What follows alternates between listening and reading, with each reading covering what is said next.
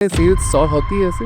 बिल्कुल होती है। सेल्स सॉल्व नहीं होने वाली चीज़ तो फर्स्ट ऑफ ऑल है नहीं। और जैसे व्यूअर्स आते हैं वहाँ पे वो मार्केट क्रैश हो जाता है। How you solve that? बहुत सारे फाउंडर्स या बिजनेस ओनर्स ये सोचते हैं कि हम अगर यहाँ तक जो करते करते पहुँच गए वही करते करते आगे तक।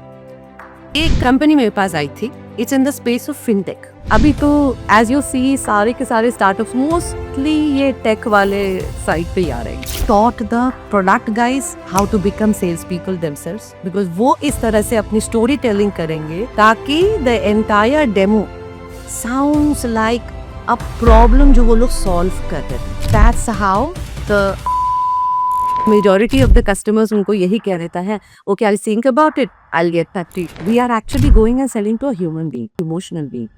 बहुत सारे लोग बोलते हैं smart work versus hard work. एक सेल्स वाले को हार्ड वर्क करना ज़्यादा इंपॉर्टेंट है, स्मार्ट वर्क ज़्यादा करना ज़्यादा इंपॉर्टेंट है? Random approaches will lead to random outcomes. People do not buy logic, people buy emotions.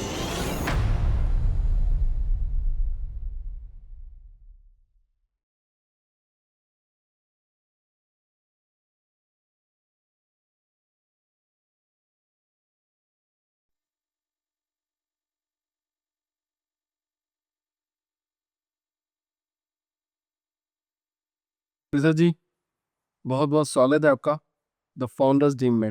Thank you so much. Thank you for inviting me. It's my honor. Thank you. कैसा लगा आप? बिल्कुल बढ़िया। आप कैसे हैं? बहुत सॉलिड। सबसे बड़ी प्रॉब्लम है फाउंडर की सेल्स, जी। और आप सॉल्व करते हैं। एकदम मतलब ये तो वो है ना कि मतलब किसी को प्यासे को कोई तक लेके जाओ। पानी मिल गया, बिल्कुल किया हो गया। सही में सेल्स सॉल्व होती है ऐसे? बिल्कुल होती है। सेल्स सॉल्व नहीं होने वाली चीज़ तो फर्स्ट ऑफ ऑल है नहीं। एंड बिकॉज अगर सेल्स सॉल्व नहीं होती तो आप और मैं और जो बाकी फाउंडर्स हैं वो इतने टाइम तक सरवाइव कैसे करते? End of the day revenue ही सरवाइव करवाती है। So if revenue is happening that means sales is happening. ठीक है। सो यहाँ पे बात आती है जी, प्रोडक्ट अच्छा है, सब कुछ अच्छा है, एवरीथिंग इज गुड। आपने थोड़ा बहुत पैसा कमा भी लिया, थोड़ा बहुत सेल कर भी लिया, मतलब किसी भी प्रोडक्ट को 1 सेल करना, 10 सेल करना, 100 सेल करना या 1000 सेल करना, इट्स ओके। पर जैसे व्यूअर्स आते हैं वहाँ पे वो मार्केट क्रैश हो जाता है। How you solve that? Good question, very good question. And thank you for asking this question because most of the founders जिनके साथ हम काम करते हैं like we were working with an organization जिनका प्रोडक्ट है पार्किंग सॉल्यूशंस। अब this owner, they have already reached a certain level, like the example that you gave now. They've reached a certain level of business. It's a small enterprise, not even, and aspiring to become a medium enterprise, right? So they've reached a certain business. Now, obviously, if they're aspiring to be a medium enterprise, तो अब आपको वो revenue का growth वहाँ तक लेके आना पड़ेगा। And he's a very smart founder. That's the one that I was working with, the business owner. He understands that he needs good people. So he hired the right kind of talent from all these big institutes, MVAs, IIT, IIS college लोगों को सबको लेके आए. But उसके बावजूद भी numbers were not growing. Right. Now the concept is not, बहुत सारे founders या business owners ये सोचते हैं कि हम अगर यहाँ तक जो करते करते पहुंच गए वही करते करते आगे तक चल जाइए। कर लाइक मार्शल गोल्डस्मिथ एक बहुत अच्छी बुक लिखी है उन्होंने, आपने पढ़ी होगी, what got you here won't get you there. Obviously ये बुक उन्होंने लीडरशिप पे लिखी थी, राइट। बट आई थिंक ये जो फिलॉसफी है ना ये हर एक पे लागू होती है कि यहाँ तक जो चीज आप तक पहुंचाई है वो आगे आपको लेके नहीं जाएगी। सो यहाँ आ जाती है the concept of go to market. यहाँ आ जाती है the concept of now revamping the revenue and the sales strategy. आप एक लेवल तक एक टाइप की सेल्स स्ट्रैटेजी या रेवेन्यू स्ट्रैटेजी आपको हेल्प करती है। अब आप जब आपकी एस्पिरेशन जब हो गई है एक अलग लेवल की रेवेन्यू की, which is 2x 4x 5x, जहां तक भी आप लेके जाना चाहते हैं, तो ओल्ड मेथड्स को थोड़ा डिच करना पड़ता है। ठीक है, कई बार फाउंडर्स अपने वो पुराने मेथड्स के साथ थोड़े लगाव के साथ रह जाते हैं तो उनको डिच करना मुश्किल होता है। जिन लोगों को हायर करके लेके आते हैं, हायर करने की टाइप पे वो ये देखते हैं कि same similar kind of experience से आए। And one big mistake they end up doing is they try to hire someone from a more structured, from a larger organization जो already काफ़ी established policy और processes के साथ चल रही है। Correct. अब वहाँ से जब आप किसी लीडर को लेके आते हैं, you to understand एक leadership gap भी आ जाता है। So बहुत सारे ऐसी चीज़ आ जाती है जिसकी वजह से वो लोग आगे जाके क्रैश नहीं कर पाते। It is not just a market issue. It is not a product issue. It's a proper strategy issue. Strategy को revamp करना पड़ता है एंड कहीं ना कहीं बिजनेस ओनर्स वहाँ थोड़ा चूक जाते हैं। चलो ठीक है, हम टैलेंट के ऊपर बाद में बात करेंगे, बट पहले ही मेरे इस क्वेश्चन में जो आपने मेरे को पार्किंग वाले का एग्जांपल दिया, can you give me one example जहाँ पे कोई एक B2B बिजनेस ने अपना प्रोडक्ट को ओल्ड स्ट्रेटेजी को छोड़ के नई स्ट्रेटेजी अपना के उसको थोड़ा सी ग्रो किया। अपन 5x 10x की बात नहीं करेंगे, 1x 2x की बात करते हैं। So can you give me one example खुद कि जी कैसे कहा? सो एक कंपनी मेरे पास आई थी, hmm. It's in the space of fintech. अभी तो एज यू सी सारे के सारे स्टार्टअप्स मोस्टली ये टेक वाले साइड पे ही आ रहे हैं। So this is I am talking about maybe 8-9 years ago। Hmm. तब the founder was a young founder and छोटी सी कंपनी थी इन लोगों की एंड इन लोगों के पास the founder and the team जो सेल्स टीम काम कर रही थी, ये सब अपने पुराने कन्वेंशनल मेथड्स एंड स्ट्रेटजीज के साथ काम करते जा रहे थे। इनके पुराने तरीके होते हैं कि हम कुछ इस तरह से हम बिजनेस को ढूंढेंगे, how are going to look for our customers, prospects कैसे ढूंढेंगे, कैसे हम नेगोशिएट करेंगे। टेक कंपनीज होती हैं, डेमोस पे लेके जाना पड़ता है। अब पुराने तरीके के हिसाब से अगर हम बात करें तो सेल्स वालों का काम होता था प्राइमरीली बिजनेस को ढूंढ के, क्रॉसपेक्ट को ढूंढ के मेकिंग तक लेके आना। डेमोस के साथ उनका उतना फेमिलियरिटी या उतना कंफर्ट नहीं होता। जब मिनट डेमो की बारी आती है, they kind of get the product guys जिन्होंने ये टेक बनाया है, प्रोडक्ट वालों को लेके आते हैं डेमो के। And this is like I am telling you a common practice across all tech startups. Product वालों को लेके आते हैं डेमो के लिए। प्रोडक्ट वाले सेल्स वाले बनी है, उन्होंने प्रोडक्ट बनाया है, they made the tech. Now they are engineers, they come with that techie mindset. ये लोग जब अपनी प्रेजेंटेशन स्टार्ट करते हैं, it's a typical tech presentation that is happening, जहाँ कोई सेल्स का बंदा नहीं था। स्मेल तक नहीं आता है। It starts from, and most of the time they used to, these product guys would start their demo from the back end. Admin panel से start करते थे कि एज एन एडमिन आप क्या रोल असाइन कर सकते हो, क्या चेंज कर सकते हो, कैसे आप वो पूरे टेक को कस्टमाइज कर सकते हो अपने रिक्वायरमेंट के हिसाब से। This tech guy will start from there. Sales कैसे होता है? सेल्स तब होता है जब आपका पूरा का पूरा presentation is telling them how I am solving a problem.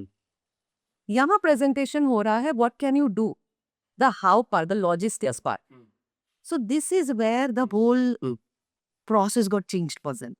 We taught the product guys how to become salespeople themselves, because वो इस तरह से अपनी स्टोरी टेलिंग करेंगे ताकि the entire demo it sounds like a problem जो वो लोग solve कर रहे हैं। So that's how the product guys were trained. The sales guys were asked to get prepared on the demo themselves because they are better pitchers. They are better at storytelling. They are better at telling, pitching a whole thing in a fashion that influences the mind and the decision. The sales guys were taught of that angle. There was also a problem with these sales guys that most of these tech people, they rely on an outsourced or some other team to do their prospecting. We changed that also for them. We asked these sales people to do their own prospecting and get into a little bit of demo. And that's how the growth happened for that organization. पहले sales के मायने ऐसे होते थे madam, जैसे मैं sales करता था, मैं भी पूरा अपना करियर सेल्स में बिल्ड किया। अच्छा। मुझे किसी ने बोला कि इंसेंटिव अच्छा मिलता है, तो मैं बोला ठीक है ओके डन। तो मेरे को किसी ने बोला था कि एक काम करना इंटरव्यू में बोलना कि आई वर्क फॉर इंसेंटिव। एक लाइन मेरे को रटा के भेजी थी किसी मेरे बॉस ने, बोला अम्बू की तरह कोई भी मैनेजर इंटरव्यू ले रहा होगा, I work for incentive only, I don't want salary. ऐसा बोल रहा जाके और कहीं नौकरी लग जाएगी। हाँ। मैं ऐसा थोड़ी होता, मैं because I was struggling for a job that time कि मैं टेक में चला जाऊँ, ऐसा में चला जाऊँ, फिर डिफरेंट फील्ड में I should work on into these other fields. So मैं नो मिलेगा ना सही से। तो मेरे को टेक्निक बताई, तो मैं नया आपका इंटरव्यू लिया एंड सेम लाइन मैंने बोला, I don't want to work for salary, I just want to work for incentive. मेरे को जितना ज़्यादा इंसेंटिव मिलेगा उतना ज़्यादा खुश रहूँगा। तो 2-3 लाइन मैंने मेरी ऐड कर दी। घर पे आते तो वो यू आर सेलेक्टेड करके मिलती है। फिर तो भेजा मैसेज कि मैंने कहा देखो बहुत ही हो गया। बोला हाँ मैंने तो बताया था। मैंने बोला तो मेरे को सेल्स आती नहीं है। कैसे बेटे? बोला भाई सिखा दूंगा, जो कुछ भी कर रहा था, बातें कर रही होती बस। तो वो मेरे को बातें करना सिखाते थे, बातें कर बातें कर बातें कर। पिज़्ज़ा खाएंगे तो बातें कर, ड्रिंक करेंगे तो बातें कर, कुछ भी करेंगे तो बातें कर। हाँ, तो बातें करते करते करते मेरे को वो लेके आ गए। 13 ईयर में ऐसा हो गया। और जब मैं सेल्स करता था तो मैं खुद प्रॉस्पेक्टिंग करके, खुद काम करके, खुद सेल्स करते थे। राइट। और आज के तारीख में सेल्स के मायने बढ़ रहे हैं। पहले आप मार्केटिंग करो, लीड जनरेशन की एक सेल्स हो गई, फिर एक इनबाउंड सेल्स वाला हो गया, फिर एक आउटबाउंड सेल्स वाला हो गया, ईमेल मार्केटिंग के सेल्स वाला हो गया, फील्ड पे जाना सेल्स वाला हो गया। तो पूरा सेल का फरल बन गया। तो अभी कॉस्ट ज़्यादा बढ़ गई है, तो उसको कैसे सॉल्व करोगे आप? इंडस्ट्री टू इंडस्ट्री वेरी करता है। आप जो एग्जांपल दे रहे हो ना कि ऑफ डिफरेंट डिफरेंट टाइप्स के लोग आए गए हैं, ये अलग अलग इंडस्ट्रीज के ऊपर है। कुछ इंडस्ट्रीज ऐसी टेक कंपनीज होती हैं, यहाँ प्री सेल्स, आउटबाउंड, ये सब मैटर करता है। कुछ ऐसे बिजनेसेस हैं जो B2C में, जो B2C है, दे रिलाई, और ई कॉमर्स वाले जो बिजनेसेस हैं, they have to rely on marketing. Content बनाओ, प्रमोशंस करो। अगर मान लीजिए देर आर दीज बिजनेसेस जो ट्रेनिंग प्रोग्राम्स बेचते हैं, डिजिटल कोर्सेज देते हैं, या there are these digital agencies. अब इन लोगों का काम होता है डिजिटल मार्केटिंग करना। So who are they targeting? They are targeting individual, they targeting small small people जो लोग कंटेंट में आना चाहते हैं। तो ऑब्वियसली उनकी मार्केटिंग का जर्नी अलग से होता है। तो they have a separate team जो ये मार्केटिंग वगैरह कर रही है। देन जो लीड्स आती हैं, अब अगर आप इतना मार्केट कर रहे हो तो ऑब्वियसली आपकी जो टॉप ऑफ फनल होती है ना, ये बहुत बड़ी हो जाती है। पर ज़रूरी नहीं है कि आपके टॉप ऑफ फनल में जो इंक्वायरी बन के आ रही है, everything is a quality inquiry. तो नेचुरली किसी को उनको वहाँ बिठाना पड़ता है जो उसको क्वालिफाई कर सके। तो therefore there is a player जो वहाँ आ जाती है। But there are also certain industries like manufacturing, industrial goods जो मैन्युफैक्चर करते हैं, वहाँ इतने लेयर्स नहीं है। वहाँ एक ही लोग हैं जो लोगों को जाके ये प्रोस्पेक्टिंग करना पड़ता है। Then there are also industries जैसे टेलीकॉम, या जो टेलीकॉम के प्रोडक्ट्स बना रहे जो चैनल के थ्रू से चलते थे, वहाँ पर आप अलग अलग लोग नहीं बिठा सकते। देयर आर इंडस्ट्रीज जो थोड़ी टेक काइंड ऑफ इंडस्ट्रीज होती हैं जो रीसेलर्स के थ्रू से चलती हैं। वहाँ पर अगर I am a tech company, suppose I working with company startup जो साइबर सिक्योरिटी की, इन इन लोगों की साइबर सिक्योरिटी जो सॉल्यूशंस है, ये रीसेलर्स के थ्रू से चलती है। तो ऑब्वियसली इनके जो सेल्स टीम है, आप they can not have multiple different cells people here. इनका काम होता है रीसेलर्स ढूंढना, रीसेलर्स को अपने ऑनबोर्ड करवाना, एंड मेकिंग श्योर दैट ये रीसेलर आपके प्रोडक्ट भी बेचें, बिकॉज ये दूसरे आपके कॉम्पिटिटर के भी रीसेलर्स हैं। तो इनके साथ वो रिलेशनशिप हम कैसे बनाए कि this reseller prefers me over my competitor, although there is a possibility that my competitor could have been in the business longer than me and probably pays a higher margin than me. And right now I may not be in that position कि मैं इतनी ज़्यादा margin they सकूँ। तो कैसे मैं ये वाला चैलेंज भी ओवरकम करूँ as a sales person? And that is where the whole piece is. Tech वगैरह के आने की वजह से क्या हो जा रहा है ना, लॉट ऑफ कस्टमर्स के लिए ना buying is not a problem, because बहुत इंफॉर्मेशन है। All they have to do, chat GPT पे जाओ और बोलो मुझे ये लेना है, shortlist me 5 companies who are selling this solution or product, basis their review, basis the customers, basis their years of existence in the business, basis their turnover। मैं कुछ भी क्राइटेरिया डाल के 5 लोगों को शॉर्ट लिस्ट करा सकती हूँ। चार जीपीटी भर भर के मुझे इंफॉर्मेशन हो, जीपीटी हो, जेमिनाई हो, जो भी हो, भर भर के मुझे इंफॉर्मेशन दे देगा। क्वेश्चन इज कि अगर बालक के पास ऑलरेडी इतनी इंफॉर्मेशन आ जाती है तो डिसीजन तो बहुत इजी हो जाना चाहिए। बट दिस इज वेयर एक सेल्स पर्सन, कोई फाउंडर, कोई बिजनेस ओनर को समझना होता है कि अब जो है ना, बायर के लिए ये थोड़ा सा और डिफिकल्ट हो गया डिसीजन लेना। शॉर्टलिस्ट करना डिफिकल्ट नहीं है, शॉर्ट लिस्ट करवाने के लिए इसीलिए आपको एसईओ, मार्केटिंग, जो भी विजिबिलिटी करनी है, ये नेटवर्किंग में जाओ, ट्रेड शोज अटेंड करो, अपनी विजिबिलिटी बढ़ाओ, ताकि जब ये लोग जाते हैं वो किसी भी एआई टूल पे सर्च करने के लिए, एआई तो ढूंढेगा ग्लोब वेब से। वेब पे अगर आप नहीं हो, एआई ढूंढेगा नहीं। तो पहला चैलेंज वो है कि इंश्योर दैट आप वेब पे अवेलेबल हो, ताकि एआई जब ढूंढे आपका नाम आए। That is the first solution. दूसरा चीज ये हो जाता है कि आप you have to also understand that इन लोगों के पास बहुत इंफॉर्मेशन आ जाती है, lots and lots of information, and now this is causing information diarrhoea. समझ में नहीं आ रहा इतना इंफॉर्मेशन में से making sense of that information and then doing a decision जिस पे वो बाद में रिग्रेट नहीं करेंगे, and which is going to be cost effective. कल को ऐसा ना लगे कि it becomes more costly decision for them. ये sense making is the solution जो कस्टमर आज का चाहता है। एब्सोल्युटली। दैट्स तो सेल्स वाले का इम्पोर्टेंट आज भी है, एग्जिस्ट करता है। विदाउट सेल्स वाले के B2B बिजनेस बड़ा नहीं हो सकता। सेल्स वाले की रिक्वायरमेंट हर एक पे हमेशा हमेशा रहेगी। ये एक डर है और बहुत चर्चा में है। Everyone is saying AI will replace. नहीं कर पाएगा। एआई रिप्लेस नहीं कर सकता। एआई उल्टा what we have felt globally, because I'm connected with a lot of these global sales consultants like myself, and what we discuss in our community is that AI has actually come to enhance the performances of the salespeople, but AI replace नहीं कर। That's unnecessary fear. Sales intelligence की बात करते हैं आप, right? उसमें emotional intelligence को अगर सेल्स के साथ कंबाइन कर दिया जाए तो क्या सेल्स इंक्रीज हो जाएगी तुम से 10x हो जाएगी? आप सोचो क्यों नहीं होगी? बिकॉज आपने एग्जाम्पल दिया था कि जब आपने सेल्स में स्टार्ट किया था, आपको एक गाइडेंस मिला था कि बात करो, बात करो, बात करो, बात करो।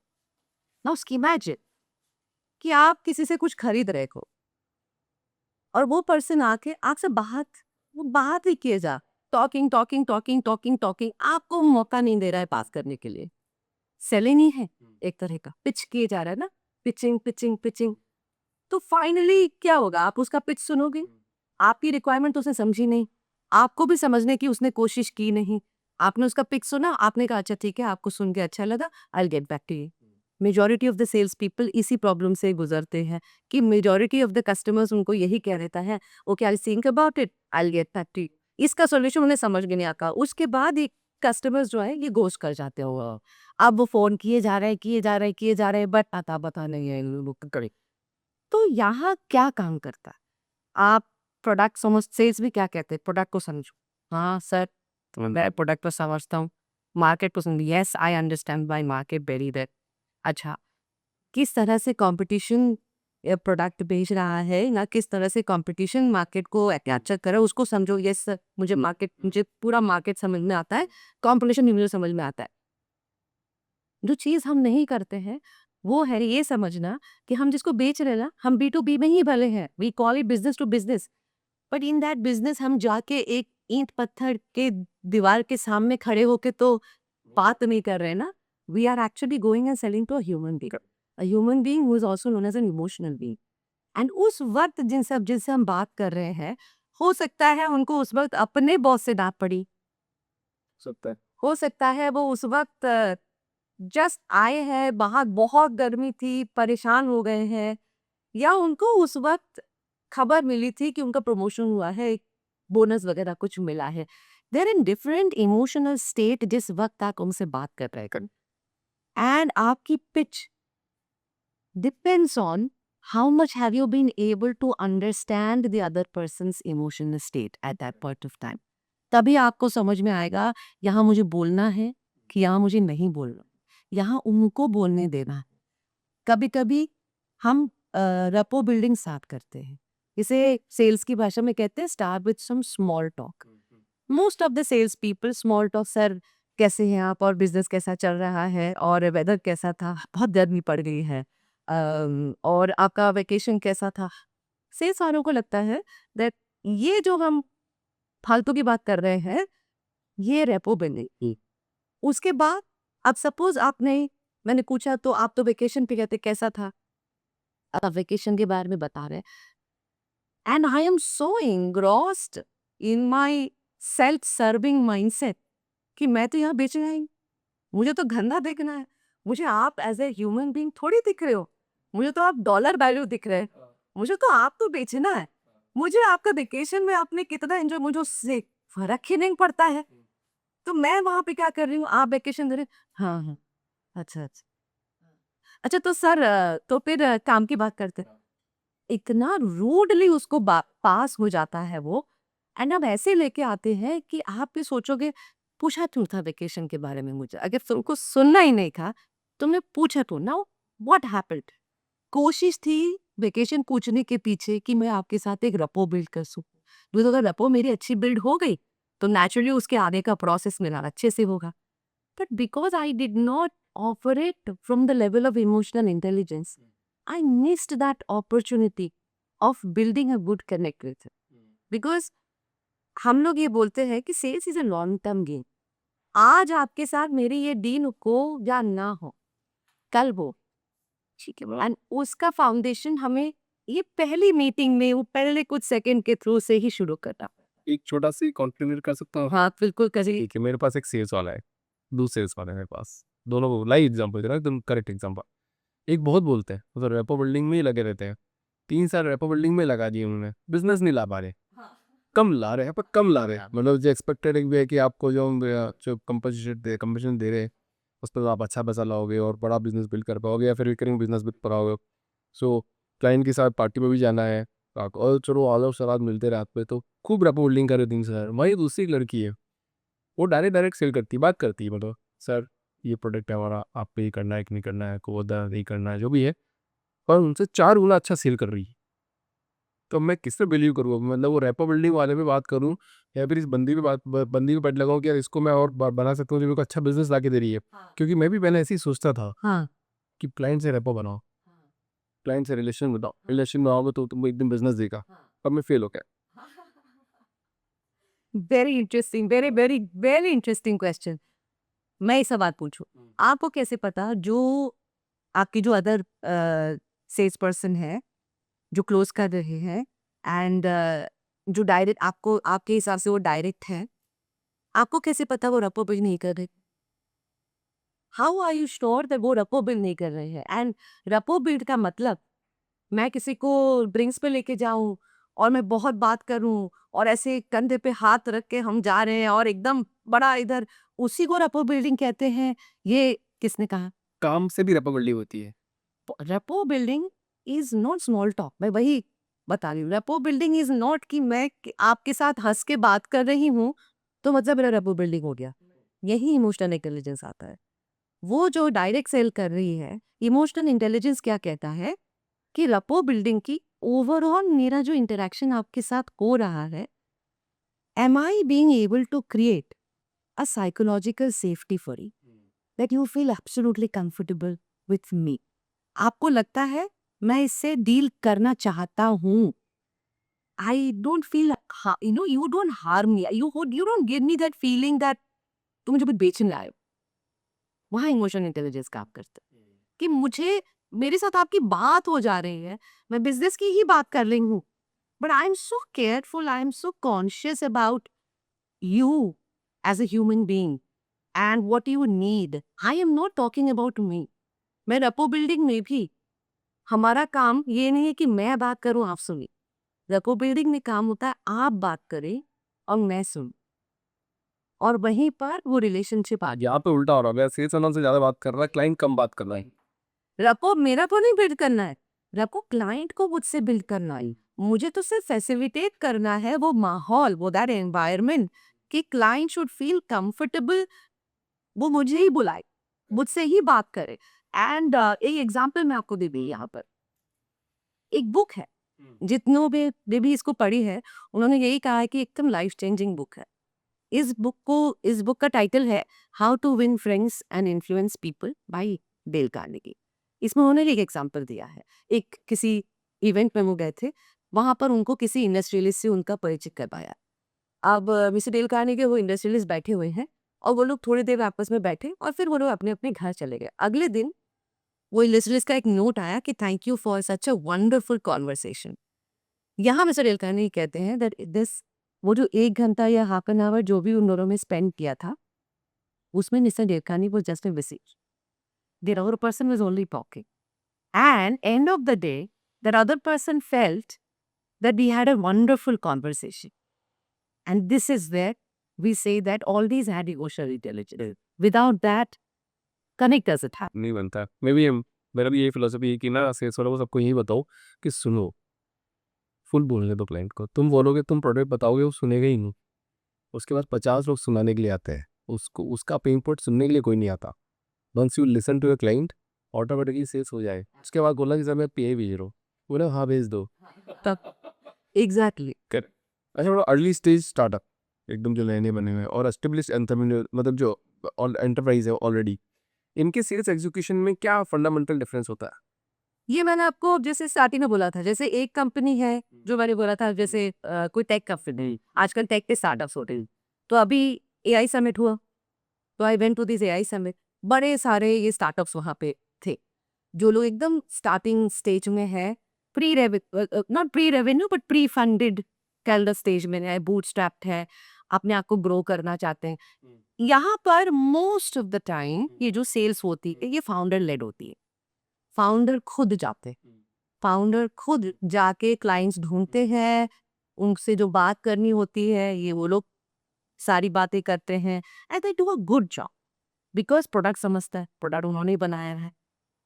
What we cannot also avoid observing is that most of these founders come from a technical background. या तो इंजीनियरिंग से आ रहे हैं, टेक से आ रहे हैं, कहीं से आ रहे हैं। तो इनका जो प्रोडक्ट का कॉन्सेप्ट है या जो उसके बैकग्राउंड का जो कॉन्सेप्ट है वो बहुत सॉलिड है, पर जो बेचने वाला नॉलेज है वो उनके पास लैक होते हैं। तो अर्ली स्टेज जो स्टार्टअप्स होते हैं इनका स्केलिंग इज अ थोड़ा सा जो जो एक फास्ट रेवेन्यू जो करना होता है, एंथुसियाज्म बहुत होता है, पर सेल्स का कॉन्सेप्ट नहीं है उनके तरफ। अब वो लोग जो सेलिंग करते हैं वो बिना स्ट्रैटेजी के करते हैं। ऑब्वियसली कहीं से कोई जीटीएम कंसल्टेंट लेके आए होंगे जीटीएम स्ट्रैटेजी के साथ, उन्होंने शायद वो इनिशियली वो डिजाइन जरूर करके रखते हैं कि मार्केट कैसा है, क्या मांग रहे हैं, क्या गैप है, वहां से प्रोडक्ट डेवलपमेंट हो गया। अजय, ये जो रेवेन्यू की स्ट्रैटेजी बनानी होती है, ये जो सेल्स की स्ट्रैटेजी बनानी होती है, वो उनको नहीं होता। तो अर्ली स्टेज वाले बड़े ट्रायल एंड एरर में ऊपर तो करना ही पड़ेगा ना वो तो। ट्रायल एंड तो उसके लिए तो सेल्स स्ट्रैटेजी होती है। तो आपने मार्केट रिसर्च किया, आपने प्रोटोटाइप टेस्टिंग की, आपने कुछ पीओसीज की, उसके बाद ना आपको समझ में आया कि this market is a right fit for my for this product is a right fit for the market. अब that means now you are in the right position to create a sales strategy. Random मेरा हमेशा एक कहना होता है, I tell it to all my founder clients, all my business owners and all sales people, random approaches will lead to random outcome. If you do not have a structured approach or a process, you are always going to struggle. And desire क्या होता है कि हम जल्दी grow करें, पर जल्दी हम क्यों नहीं ग्रो कर पाते? बिकॉज हम बस जा रहे हैं, हमें सुना वहाँ एक नेटवर्किंग इवेंट हो रहा है, चले जाओ मिल लो कुछ लोगों से, हम वहाँ जा रहे हैं, यहाँ पे भी चले जाते हैं। हमको किसी ने बताया कि लिंक्डइन वगैरह के थ्रू से प्रॉस्पेक्टिंग करो, हम वो यूज कर ले रहे हैं। कहीं से पता चला एकोलो, जूम, क्लॉट, इन सब से हमको नंबर्स वगैरह मिल जाएंगे, चलो यहाँ से ढूंढ लेते हैं। What is the structure? Outcome क्या फेस कर रहे हो? तुम क्यों हो लिंक्डइन? कितने घंटे के लिए लिंक्डइन पे रहोगे? सारा दिन लिंक्डइन पे रहोगे या कभी कभी रहोगे लिंक्डइन पे? लिंक्डइन का जो तुम्हारा इन्वेस्टमेंट है वो कितने घंटे का होना चाहिए? वीजा भी नेटवर्किंग का इन्वेस्टमेंट कितना होना चाहिए? वीजा भी पोर्ट कॉलिंग का टाइम इन्वेस्टमेंट कितना? इसका कुछ बनाया है स्ट्रक्चर या एमी यहाँ वहाँ धक्के खाते हुए जा रहे हैं? This is why this struggle. यहाँ उनका पॉइंट आ जाता है। दूसरा आता है जब वो लोग पिच करते हैं, नेगोशिएट कैसे करें। थोड़ी बहुत डेस्परेशन आ जाती है बिकॉज हमने प्रोडक्ट बनाया है, दिल से बनाया है, बहुत खुश हैं हम, हमको पता है ये हेल्प करेगा, कैसे नहीं ले रहे हैं आप?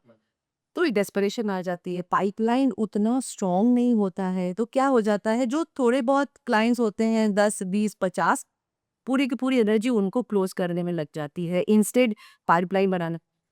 तो स्ट्रक्चर होता है तो मालूम पड़ता है पाइपलाइन कैसे बनाएगी, एनर्जी कहाँ देनी है, कहाँ नहीं देनी है, किनको रखना है, किनको बोलना है ना। तो ये अर्ली स्टेज का थोड़ा सा चैलेंज वहाँ आता है। पर जो थोड़ा ऊपर तक चले जाते हैं वो ये ट्रायल एंड एरर कर चुके होते हैं, तो काफ़ी हद तक इनको अपना कॉन्सेप्ट होता है। तो जैसे मैं स्टार्टिंग में बोल रही थी वो पार्किंग सॉल्यूशंस के लिए कि वो एक लेवल तक जा चुके, काफ़ी हद तक उन्हें पता है।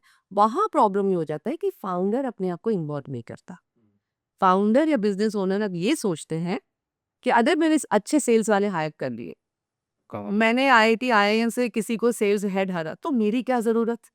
फिर इनको कर देना चाहिए। कंप्लीटली डिटैच कर देते हैं अपने आप को। तो रेवेन्यू स्ट्रैटेजी क्या बन रही है, सेल्स स्ट्रैटेजी क्या बन रही है, जो सेल्स लीडर आपने हायर किया है वो किस तरह से रन कर रहे हैं, माइक्रो मैनेज कर रहे हैं, नहीं कर रहे, लीडरशिप का प्रॉब्लम है कि नहीं है, ओवरऑल जो जिस तरह से मार्केट को वो लोग ऑपरेट कर रहे हैं, फाउंडर इन्वॉल्व नहीं होते।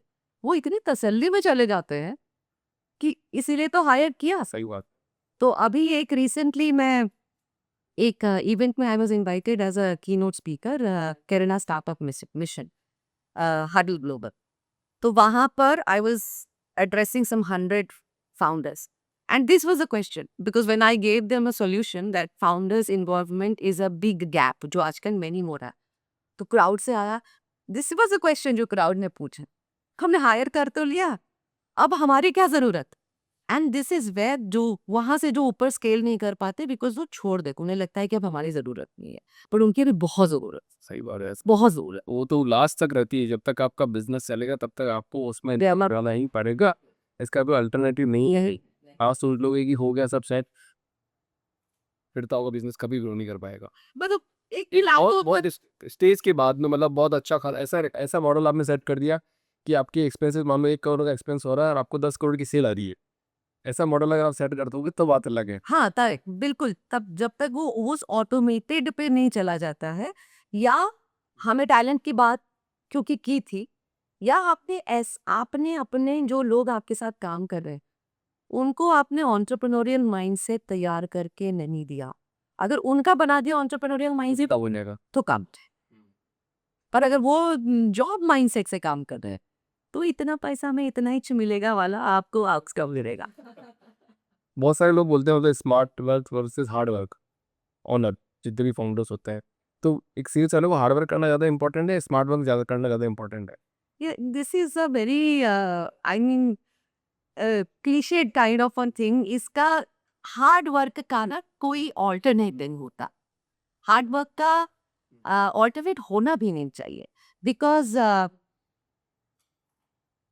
लक लोग कहते हैं, लोग कभी कभी बोलते हैं लक होता है कि नहीं होती। Good luck is there provided it finds you working hard. हम हार्ड वर्क करेंगे नहीं, हम बैठे रहेंगे और बोलेंगे कि लक अपने आप आएगा, ऐसा होता नहीं है। हार्ड वर्क जरूर करना होता है, but I also believe that, like for example अभी जब इतना एआई आ गया है, I give you examples. Lot of these manufacturing companies, lot of these small and medium enterprises, अभी तक इन लोगों ने टेक को एम्ब्रेस नहीं किया है ना। यहाँ पर हम फिर उनको एडवाइस करते हैं कि कहीं तो स्मार्ट वर्क की भी जरूरत होती है। आप इतना हार्ड वर्क कर रहे हो जो आपका इतना टाइम बचा सकता है अगर आपने टेक इन्वॉल्व कर लिया हो। तो एक बैलेंसिंग ऑफ स्मार्ट एंड वो समझना जरूरी है।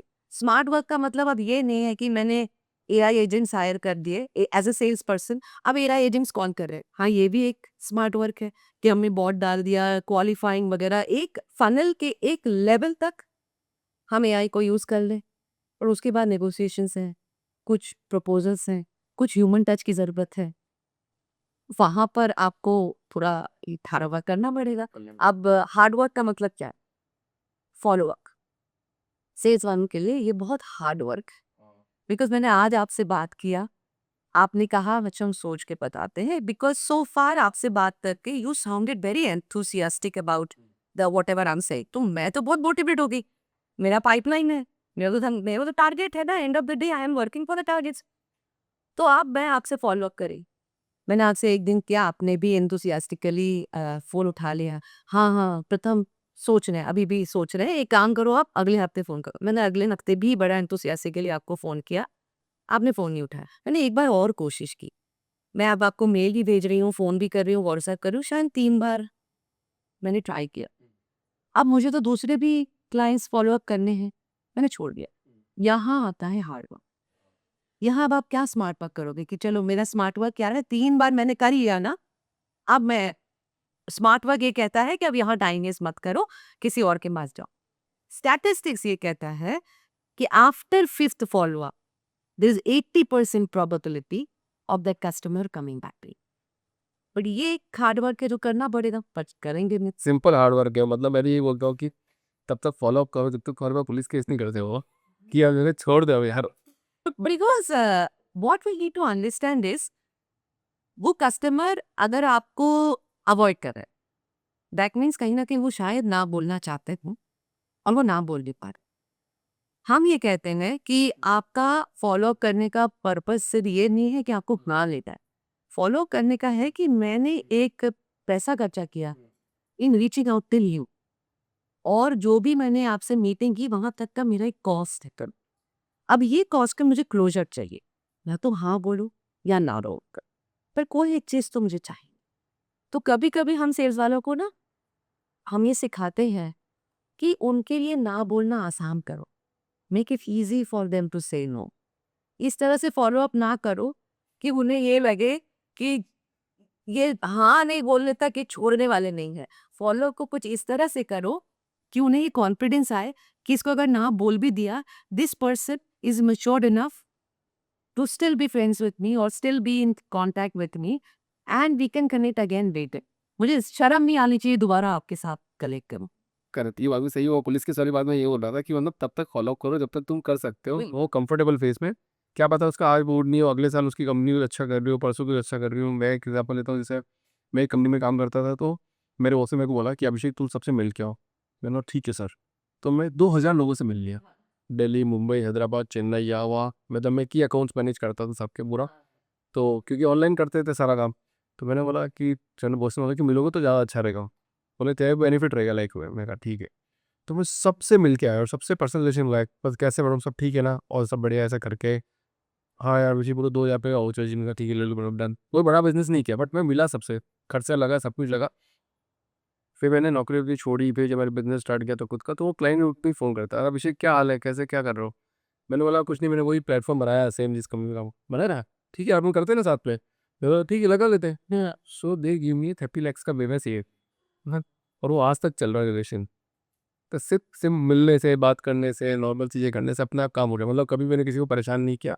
जिस दिन आपकी ज़रूरत होगी, आपको लगेगा यार अभिषेक आपकी हेल्प कर सकता है, आप अपने आप आ जाओगे मेरे पास। देखो ये भी एक इंडिविजुअल का ना माइंडसेट हो।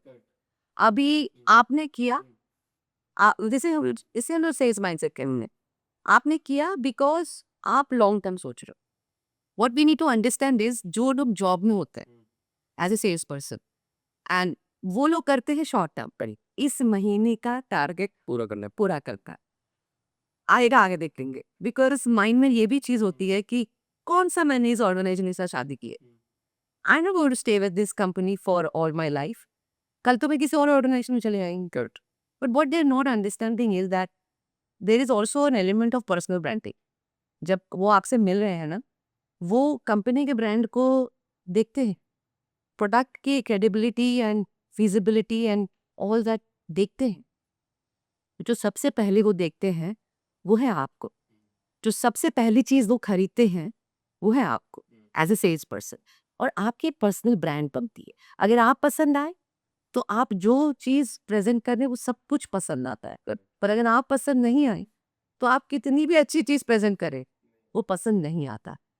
और ये जब आप बना पा रहे हो, आप में है वो बात, to create that kind of a positive impression, to to leave that kind of a positive mark on someone, तो आप क्यों नहीं करोगे? ये तो आपकी रेपुटेशन हो रही है। It is not happening because you are representing some brand, this is happening because you are representing Abhishek, I am representing Pratha. ये हम क्यों भूल जाते हैं कि my brand is a very big brand. तो पिताजी अभी बहुत सारी वुमेन फाउंडर्स मार्केट में कम, पहले तो कम थी बट फिर भी अब थोड़ा ज़्यादा आने लग गए हैं, वुमेन एंटरप्रेन्योरशिप ज़्यादा बढ़ रही है। तो पिताजी आप क्या एडवाइस होगी, मेल डोमिनेटिंग मार्केट है ऑलरेडी, B2B बिजनेस जहाँ पे देखो सब मेल फाउंडर्स, तो क्या सेल्स स्ट्रेटेजी बिल्ड करें ताकि वो उनको कम्पीट कर पाए या फिर अपनी सेल्स अच्छी बना पाए? देखो, the reason why women founders के ऊपर हम थोड़ा-सा फ़ोकस करते हैं एंड जो जगह पे वो लोग अटकते हैं जब हम वुमेन फाउंडर्स के साथ काम करते हैं। वन, द मार्केट जैसे आपने कहा मेल डोमिनेटेड है, उनको भी यही लगता है। This is the fear. उन्हें भी जब वो फाउंडर बनते हैं, एंटरप्रेन्योर बन के आते हैं, ये एक इंटरनल फियर के साथ ही वो लोग आ पाते हैं कि यार ये तो मेल डोमिनेटेड है, हमें एक्सेप्ट करेंगे, कितने रेजिस्टेंस देंगे, क्या होगा? तो कहीं न कहीं because of the low representation of women anywhere, in any domain, not just in the founder domain, because of the low representation, role models की कमी, आ, उन लोगों के बहुत सारे चैलेंजेस हैं। फंडिंग की कमी होती है, access to market, access to network, access to mentoring, बहुत सारे जगहों पे उन लोगों का एक चैलेंज आता है वुमेन फाउंडर्स का। तो वो सारे चैलेंजेस को क्रॉस करके जब वो आते हैं उसके बाद उनके अंदर वो डर आता है, सेल्स तो किया नहीं, अब हम सेल्स कैसे करेंगे? And if you look at the statistics, even in corporate organisations, sales में आपने लड़कियां कितनी देखी? मैंने तो सभी लड़कियां मैडम, देखी है आपने? मेरे तो मतलब 90% लड़कियां ही काम करती मेरे साथ तो।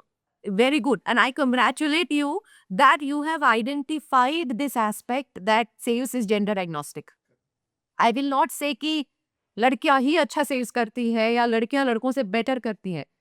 All I want to say is sales जो डोमेन है ना, इसका जेंडर के साथ कोई लेना देना नहीं है। इसका लेना देना है आप कितने इमोशनली इंटेलिजेंट हो।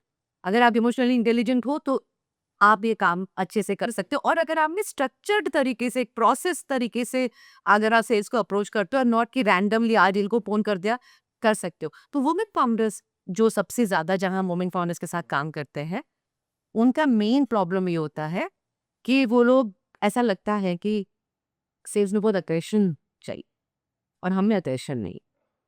वुमेन फाउंडर्स को ऐसा लगता है कि सेल्स में हमें बहुत स्ट्रेच करना पड़ता है, थोड़ा अब्यूसिव होना पड़ता है, थोड़ा डोमिनेंट होना पड़ता है, and you have to always ask, और क्लाइंट शायद आपको उस तरह से ना देखें। तो there is a lot of, I would say there is a lot of women founders बहुत अनकॉन्शियस बायसेस के साथ काम करते हैं। हम लोग उस जगह पे काम करते हैं, because see I have been a woman entrepreneur. I have before that in my corporate career 25 years ago अपना कॉर्पोरेट करियर स्टार्ट किया था, एक्सीडेंटली सेल्स में आई थी, and I am an introverted person. Okay, I come from a very very small, मतलब वो map में भी उसको ढूंढ के नहीं मिलेगा। मैं इतने छोटे एक टाउन बोलना भी उसको एग्जैजरेशन करना है, मैं इतने छोटे सी जगह से आई हूँ। वहां से आई, मेरा पहला शहर का एक्सपोजर वाज हैदराबाद, जहाँ मैं एमबीए करने गई थी। उससे पहले मैंने शहर नहीं देखा था।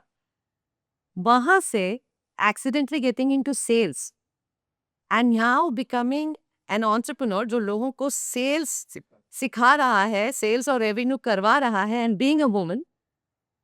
सो I think this is a very very gender agnostic thing, and it's completely depends on the confidence that you have and the confidence that you believe. And I feel इसका इंट्रोवर्टेड एक्सट्रोवर्टेड इससे कोई लेना देना नहीं है। ये completely science पे depend करता है। अगर साइंस को ग्रिप कर लिया तो कोई भी सेल्स कर सकता। कोई एक सेल्स इनसाइट आप देना चाहो अगर, जो भी हमारे सेल्स वगैरह लोग सुनेंगे तो? सेल्स इनसाइट यही जो मैंने अभी, इमोशनल इंटेलिजेंस, मैं, आप एक ह्यूमन बीइंग से डील कर रहे हो, उसके इमोशंस हैं, and people do not by logic, people bye emotions, right? और उसी चीज को अगर आप हाईलाइट कर सको, कोई भी चीज आप बेचते हो, फीचर बेनिफिट भूल जाओ, आउटकम पे फोकस करो, एंड फोकस आउटकम के भी ऊपर इमोशंस, कि ये जो आउटकम आपको मिलेगा, how will that make you feel. Average sales people ये फीचर बेनिफिट बेचते हैं, जो गुड सेल्स पीपल होते हैं ये आउटकम बेचते हैं, और जो एकदम ही सुपरस्टार सेल्स पीपल होते हैं वो इमोशंस बेचते हैं। बस उस पे ध्यान रख। Absolutely right bro. मतलब अगर आपको आज एक सुपर पावर मिल जाए और पीछे बैठ जाने का मौका मिले तो कुछ चेंज करना चाहो? नहीं, बिल्कुल नहीं। आज मैं जो हूँ वो पीछे की वजह से हो। जो कुछ मेरे लाइफ में हुआ जितने मेरे अप्स आए और जो बहुत सारे डाउन्स आए, अगर वो नहीं आए होते तो मैं यहाँ नहीं होती। आपका सपोर्ट सिस्टम क्या रहा मतलब लाइफ में किसने सपोर्ट किया? My parents, Hmm. my parents were my biggest supporter because बचपन से जब आप ऐसे माहौल में पले बड़े होते हो जहाँ आपको जेंडर की वजह से कभी भी उस स्टीरियोटिपिकल ढांचे में नहीं डाला जाता। जब आपको बचपन से ये नहीं बोला कि लड़की हो किचन का काम सीखो, लड़की हो ये सब सीख लो, लड़की हो लड़की की तरह रहो। जब आपने बचपन से कभी ये सब नहीं सीखा होता है ना, और आपको सिर्फ मोटिवेट किया जाता है बचपन से कि आपको अपने पाँव पे खड़ा होता, आपको इंडिपेंडेंट होना, you need to have financial independence, तो ना आपकी माइंडसेट ही अलग हो जाता था। मेरे फादर जब मुझे पढ़ाया करते थे 10th तक मैं उन्हीं के साथ उन्हीं से पढ़ी हूँ। वो हर क्वेश्चन में अगर मैंने गलत आंसर दिया तो उनका जो डांटना होता था वो ये होता था, and I am talking about मैं क्या क्लास 6 में हूँ, 7 में हूँ, 5 में हूँ। जब डांटते थे तब वो मुझसे ये कहते थे, बाद में इंटरव्यू में जाके यही करोगी, पहले गलत आंसर दोगे। तो उस बचपन से वो इंटरव्यू के लिए तैयार करते थे कि तब जाके पहले गलत आंसर दोगी फिर तो तुम्हारा तो बस ही खत्म हो गया। सो दिस इज जब आप उस जगह पे आप पले बड़े होते हो ना, तो आपका कॉन्फिडेंस अपने आप आ जाता है। आप कितने भी इंट्रोवर्टेड हो, आप कितने भी शाई हो, पर आपको कभी ये नहीं लगता कि हम किसी से कम हैं। सही बात है। So I think the support system has always been my parents, and I'm very very fortunate to have got that kind of a family जहाँ I have always been encouraged to do whatever I want to do and live the way I want to live. और मेरी company में तो almost 25 sales people है तो 25 ही sales निकाले सब। I'm very proud of you, Abhishek, because this is something जहाँ हम लोग इतना काम करते हैं, and I do a lot of these gender work. मुझे कॉर्पोरेट लेके जाता है एंड मेरा वही सवाल होता है, आप जेंडर के लिए लेके आए हो, आप करवा रहे हो, and you are saying that encourage with what are you doing as a leader, because inclusion जो वर्ड है ना, कभी कभी लोगों को लगता है कि आई एम वेरी इंक्लूसिव, पर इंक्लूसिव में एक्शन होता, ये थॉट नहीं होता है। सिर्फ सोच लेने से आई एम इंक्लूसिव, आप इंक्लूसिव नहीं होते। Pita ma'am, thank you so much for coming in the podcast. Thank you for inviting me. Lovely discussing with you. Thank you very much. Thank you.